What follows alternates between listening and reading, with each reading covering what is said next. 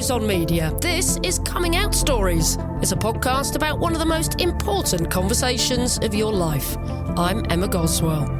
You're going to hear from Jessie now. She's a singer, a DJ, and also a radio presenter, who I get to work alongside at Gadio, one of my other jobs. She was just in her final week of co-presenting The Breakfast Show when this interview was recorded.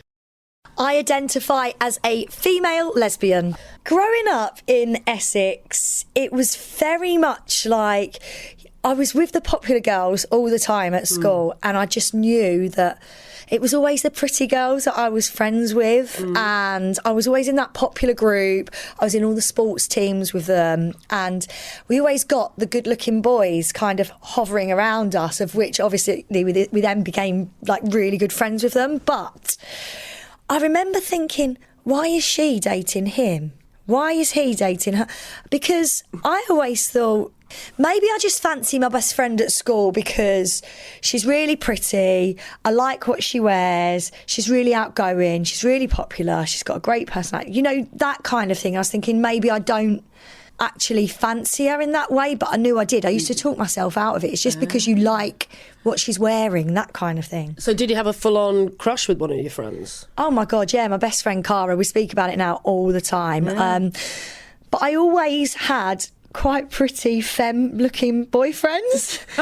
Like the real girly, pretty-looking boys, like really gorgeous. I mean, stick a wig on them and you wouldn't have told the difference. You know what I mean? Like really long blonde hair and blue eyes, that kind of thing. But I would always go out with like a boy in school for like 2 or 3 weeks. Then they'd want to have a kiss and whatever else. I'd be like, oh, I don't fancy him anymore. I fancy someone else. So you got around it that way then? Yes. But did you ever have any sort of sexual contact with boys then? Well, I had boyfriends growing up, but like never kind of past the quote kissing unquote phase until I got to 16. I had this boyfriend when I was 15. He was a couple of years older than me. When I hit 16, yes, I lost my virginity to a boy. And do you know what, that experience, I just knew that it wasn't, I mean, I did love him, but not like that. Do you know what I mean? And I was just like, oh, you know what? I was with him for a year and I was thinking, I don't want this to happen anymore. And from the age of 16, I moved away from home to go to this performing arts college that I went to. Okay. Was that in London then? You were at Sidcup, so in Kent, just slightly out of London. And I lived there. All of a sudden, I got all this freedom from the age of 16. I had quite a bit of money in my account because I'd done a lot of like TV jobs growing up, performing arts, like stage shows in the West End. Mum had saved it all for me, and then I got this bank card when I was 16. So I was like, I got friends with all the gay boys in my year at Doreen Bird Performing Arts College.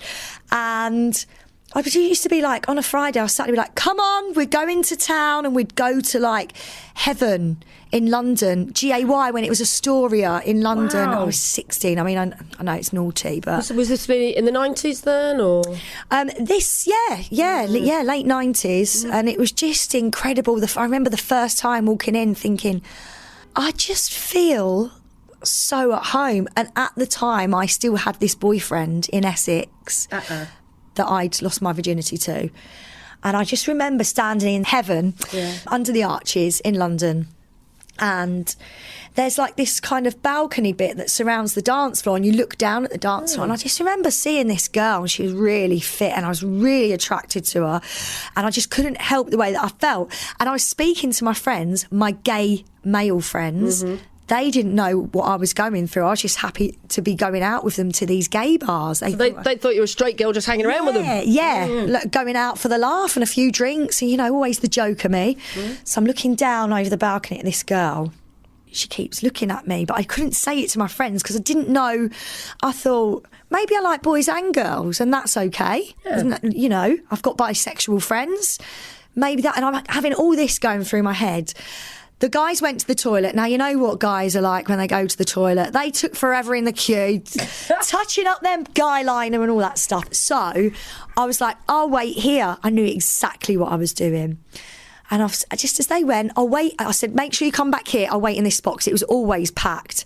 I'm looking over the dance floor and she's gone. Where's this girl gone that I've been looking for? And I was like, oh. oh, what am I going to do? I turned round, boom, she was there in my face. She went, are you gay? And I went, yeah. And I couldn't believe I said it. I just went, yeah. And we started kissing. And it was like the most incredible experience of my entire life. I had my first lesbian kiss in heaven. And then she went, oh, what's your name? And I was like, Jessie. And she's like, oh, hi, I'm Laura. I'm just going to go and tell my friends where I am. Oh. And she knew what she was doing, didn't she? Oh, yeah, she was slightly older than me. Like, she knew. And I was just like, I was left like, do you know Baby in Dirty Dancing? Yeah. When she has that first dance and then he walks off, Patrick Swayze, she's just left like, that was me. Yeah. I was like, I was all in a panic, but it was just like this amazing, incredible feeling that I felt. And she didn't come back. No! Back, Laura! If you're listening, Laura, I tell you. So she didn't come back, but you know what? I was kind of relieved because my friends then came back from the toilet and I didn't want us to explain, oh, by the way, I'm a lesbian now, because I didn't know how I was feeling. So they just came back to the toilet, anything to report? No, nothing happening here. Yeah, and my friend, my best friend, Chris, he was longer than usual. So I walked through the dance floor to see him, and this Chris wasn't out yet either. And I went, Chris, where have you been? Like, we've all been waiting for you. The others were still up on the balcony bit. I'd walked towards the toilet at this time. I said, where have you been? He went, oh, there was a massive queue. There's a massive queue. And I went, Chris, I totally blagged him. And you know what? Bad person for doing this. But it's because I wanted to tell him what it just happened to me. Yeah. I went, Chris, don't lie. I know you're gay. I've just seen you kissing that guy outside the toilet. And he went, oh, please don't tell anybody. Oh, he's Scottish. That's my terrible Scottish accent, by the way. Awful. I know, I'm very sorry to all the Scottish people. But yeah, I told him and I went, don't worry, I've just kissed a girl. And we just done this massive hug. And then all throughout college, Chris was gay, I'm lesbian, and we just had this connection together that nobody knew, and we loved it. So he had been kissing a boy outside the toilet. I totally blagged him. You totally blagged it and got it right. Yes, I totally got it right. And it was just this one night, obviously. I mean, I could even tell you what I was wearing. I remember every little detail. It was such a massive kind of point in my life. It was an awakening. It was an awakening, dear. What I love is the fact that you literally, it sounds like that was the first time you'd ever verbalised those words, I'm gay, and then within about 3 seconds you were kissing a woman. She just stuck her tongue down my throat and I thought, well, she's bloody gorgeous, she's really fit, I'm not going to say no. And honestly, it's what I'd wanted for such a long time. And then obviously a couple of months down the line, you know, Chris and I just started going out together, my best friend, my best Scottish friend from college. And like, it was just so amazing that I had this gay best friend that I could be myself around. All that stuff going through school, I knew I fancied my best friend at school, and actually I'd accepted everything. Had you ever told your best friend at school? I've told her since. Yeah, I mean, we're still in really good contact now, and we did have a bit of a kiss in a nightclub since. And she went, you've always fancied me at school, haven't you? And I went, yeah. I was like, oh, Cara, stop it. But yeah, honestly, it was just amazing. And then going through, I realised I thought I liked boys as well. I thought I was bisexual because I had such a love. You still had this boyfriend at the time, so what happened to him? Well, I went down Essex to visit my family and to visit him, and I was just like, it's just not for me. I didn't actually say to him, I can't be with you because I'm a lesbian. I just couldn't. I just weren't ready. I wasn't ready, and all that judgment that I thought I was going to get, you know, I've always kind of grown up being around heterosexual people all the time. Like I didn't until I went to college. We all have, yeah. Until I went to college, like I'd never had a gay friend, or it wasn't on telly as much as it is now. Like we didn't have Alan Carr, Chatty Man, or I remember seeing Graham Norton once in GAY on Compton Street, and I was like, oh, that's amazing. He's gay. He's amazing. He's on TV. It does make a difference, doesn't it? Having those role models and those people out there. I think Emma Goswell, that's really amazing what you're doing as well, because having things like this, I think if I'd had this growing up, it would have helped me to just accept a lot quicker. Like I went through a thing whereas maybe if I just slept with another guy, I would be straight, because I really struggled with I don't want to be a lesbian. So was there a period then where you really were in the closet and didn't want to admit it to people? Yes. And why was that? Especially when I came home from college, like summer holidays and that kind of stuff. You know, it's a long 6 weeks when you can't feel like you can be yourself. I mean, I don't need to walk around with a badge saying I'm a lesbian, but, you know, if I saw Angelina Jolie on telly, I want to be able to say, oh, isn't she fit, mum? Or, do you know what I mean? Yeah. Like, I was holding back a huge part of me and of my life. And there was this guy that he'd fixed my mum's car at the garage. And he says, I fancy your daughter. He kept knocking on the door. He brought round flowers. I even went on a date with him because my mum was like, he's lovely. Why don't you should go on a date with him? And I did in the end. And I'm thinking, what am I doing? So this one day, I was still 16. It was about 8 months after my first lesbian kiss. Okay. So only 8 months in the closet then. That's not bad. Yeah, no, I've had a really easy story compared to a lot of my friends. It was just basically me accepting myself. I just said to my mum, look, mum, I've got to tell you something. I'm a lesbian. She went, all right then, what do you want for dinner? Brilliant. Mummy Brooks, an absolute legend. And honestly, since then, she said to me, I thought you were going through a phase. I thought I'll just go with it. But she went, well, no, it's not a phase now. Like, obviously, I've been married to a woman. So did she have any questions? She didn't ever bring it up in conversation again? She just went with it, you know. And, you know, if I was going out, she's going, oh, are you going to like an LGBT venue tonight? And then the next day, did you meet anyone? And that kind of thing. But, like, you know, as you can tell, I can talk forever. But put me in front of somebody that I really fancy, I'm like, I can't speak. I just want the ground to swallow me up. So that sense of things, I did have like a couple of girlfriends, but not really till I was like 19, 20. So she took it in a stride by the sounds of it. Yeah, and it was never ever an issue. No, it was never an issue. And then my dad, I was like, Dad, I'm a lesbian. He's like, what's the punchline? I said, there is no punchline. But that's my dad in a nutshell. Like, we have such a laugh about it now. What's the punchline? He's like such a Del boy, you know. So really, you know, you can be worried for so long, but if you accept yourself and you're happy with who you are, it doesn't matter. Just share your story. If you need people to know, maybe it might not be easy, but it will be eventually, and you can always choose your own queer family. Oh, I do hear that a lot, to be honest. So when you were still at college then, did you eventually come out to all your friends at college as well? Do you know what? No. Okay. I didn't. I came out, there was a group of 4 of us, so it was Chris and I, gay Scottish Chris, Ryan Jenkins, who's huge now in the performing arts world, and my Irish friend, Kitty Maguire. And it was 4 of us, 2 guys, 2 girls. Kitty's straight, Ryan and Chris are gay, and obviously I'm a lesbian, and it was the 4 of us. We had this amazing friendship, and we just helped each other through everything. It was incredible. So obviously on social media and stuff, I post, you know, when I've been in a relationship with a woman. Obviously I was married to a woman, that kind of thing. So my college friends know from social media, but about 3 years ago, we had a college reunion. No one said anything. They were like, oh, have you got a girlfriend at the moment? And I was like, oh my God, because it just brings back how you felt at college. But I was like, do you know what? It's okay. And I do feel like, especially doing the breakfast show at Gadio, you're outing yourself every single day. And you just get used to it. I think the more you accept it, the more you talk about it, the easier life is. That's my experience anyway. Well, I mean, quite often during these interviews I ask people whether they're out at work, because that's quite a process sometimes for some people, but you couldn't really have a more out and proud job, could you, really, hosting the breakfast show on Gadio? Well, I've always done radio. Well, for the last 15 years. And singing and dancing. Singing, dancing, jazz hands. So within radio, say if I had a girlfriend, I'd be like, I had a great weekend, my partner and I, or we, or I would never say she, my girlfriend or wife. Why?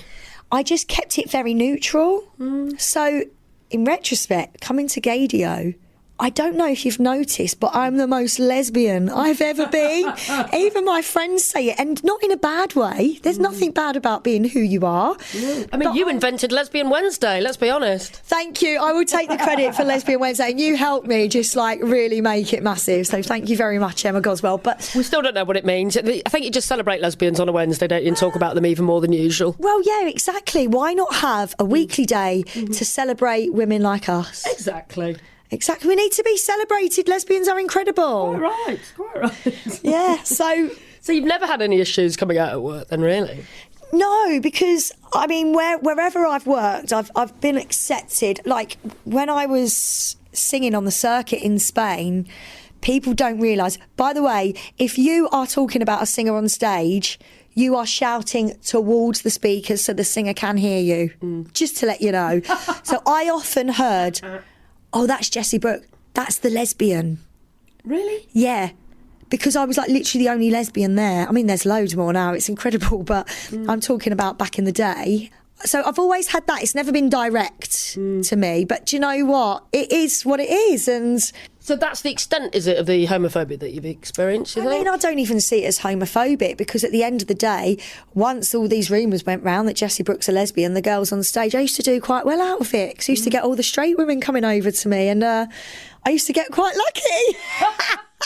Well, you say straight. Well, you know, we use the term lightly.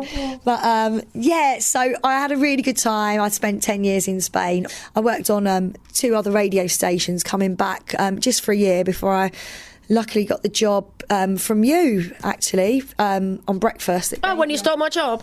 No, you went on to a better job on Drive Time. So, yeah, it was like walking into work, and it was like, you know, when you get a bit of direction, like our boss Toby was like, when you're kind of preparing for the show, try to find the gay stuff that's going on. I'd never really directly looked for specific gay stories or queer stories. And like Gay UK know my love for Angelina Jolie. I've never expressed that so much on another radio station that I've worked on. And I am the most lesbian I've ever been, because I'm so open now. Not that I used to hide it, I just didn't choose to particularly speak about it. That's why I think gay radio is so important, because actually, you know, a lot of radio stations, they do have gay presenters and they don't talk about it very much. And it's not like a total secret, but it's kind of brushed under the carpet. But on gay radio, it's celebrated and it's just part of everyday life, isn't it? I know, and it's just to go to a place where you can be who you are without being judged. It is, honestly, I'm putting my hand on my heart now. It's incredible. It's so fulfilling, and it does wonders for the soul. Yeah, life goals there. Yeah. That was interesting you mentioned social media earlier. Yeah. And you are someone who loves and adores social media, so much so we've just been to Aldi and you did 3 Instagram stories just in Aldi. I'm with the legend Emma Goswell. How can I not post that I'm with you? I'm like literally with a celebrity. You don't know how much I look up to you, Emma. Oh, stop it. Honestly. No, stop it. Oh, I'm blushing. What was the question? Aldi. No, social media. So do you find it important to talk about your sexuality and be out and proud on social media as well? Is that another part of it? Important, I would say yes, important for especially the younger generation.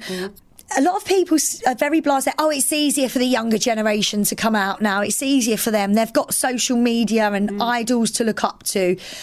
You know, easier or not, I still think it's important that we go out of our way to make it easier for the younger generation, or just be there. You know, obviously we work in media, on radio.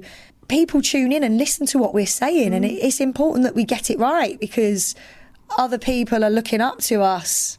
I don't know why. Me, not you, obviously. It's about normalising it, isn't it, really? Yeah, with social media, you know, if I am on Canal Street, on Compton Street, if I'm in Brighton, on the scene, do you know what? Why not post it? If I've just pulled a hot brunette with blue eyes, my type, by the way, why not post a picture of us together? I do think it's important, yes. Obviously, I get a lot of really good benefits with the job. You know, I get to go to prides around the world. I try to post in a way, so say for example I was in New York for Pride a couple of years ago. I try not to post the fact that I'm in New York, look at what I'm doing, that kind of brag, because a lot of people can't afford that. I try to post it in a way like, this is what you could be doing and experiencing this amazing queer environment. Wherever in the world you go, there is a scene, and it's different everywhere. And I try to promote our LGBT plus scene. Have you ever faced any sort of homophobia or backlash on social media through doing that?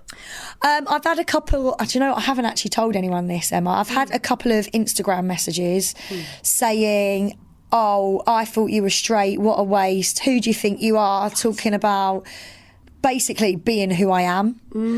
But it's always come from, I don't want to generalise, but it's at least from 5 straight men that wanted to take me on a date. And I've just been honest, like, no, I'm a lesbian. And it either backlash is like, oh, can I watch? or God. they kind of turn nasty because you haven't given them what they wanted. So, you know, I love men. I'm not a lesbian that hates men. Most lesbians don't, to be honest. Exactly, and I just want to make that clear because, you know, there is a kind of way that certain people look at lesbians as well. Oh, which one's the man, for example? Well, actually, you know, neither of us, we love women because we're women, you donut. Do you know what I mean? So that typical prejudice, I guess. But do you know what? I am a strong woman, and if I can help anyone come out, then my job's done. Cool. Well, that brings me nicely on to my last question, really, which, because, you know, that you did allude to this earlier. This is the reason why I have done the podcast, because I wanted people to hear other people's experiences and maybe get the odd word of advice about people that have already done it and happily out and proud. So what would you say to a younger person listening, or someone older that just hadn't done that part of their journey yet about coming out? Oh, yeah, because there's a Polish actor that has just come out at the age of 100. I love this story. It's amazing. It is amazing. And do you know what? It's never too late. It's never too late. It's never too soon either. If you've got that one person, it might be your best friend, it might be your family, it might be a relative, someone, you know, if you've got someone that you can talk to, there is always someone. If you've got no one to speak to, give me a message on Instagram. Honestly, there's always someone. The advice I would give is, be who you are, accept who you are, and the sooner you do that, the quicker you will feel just... It's the relief. It is the relief. The stress goes, and you can deal with it day by day, one day at a time, and it'll be the best thing that you've ever done. A big thank you to Jessie for talking to me. You can still hear her on Gay Dear, by the way, on a Saturday night. And if you do want to say hi on Instagram, she is the Jessie Brooke. Please do subscribe wherever you get your podcasts from, and we'd also really appreciate it if you'd find the time to leave us a rating or a review.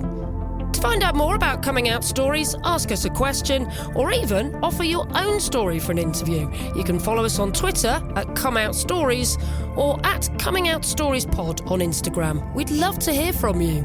I'm Emma Goldswell, and Coming Out Stories is edited by Sam Walker and is a What Goes On Media production.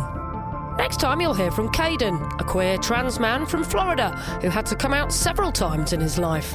But it wasn't until he was reading a magazine aged 20 that he realised who he was. I was reading a magazine and they were talking about a trans woman. I had never heard the word transgender in my life. I didn't even know what it was. But I was reading this article and they were talking about what transgender people were. And I was like, wow, this is me. This is who I am.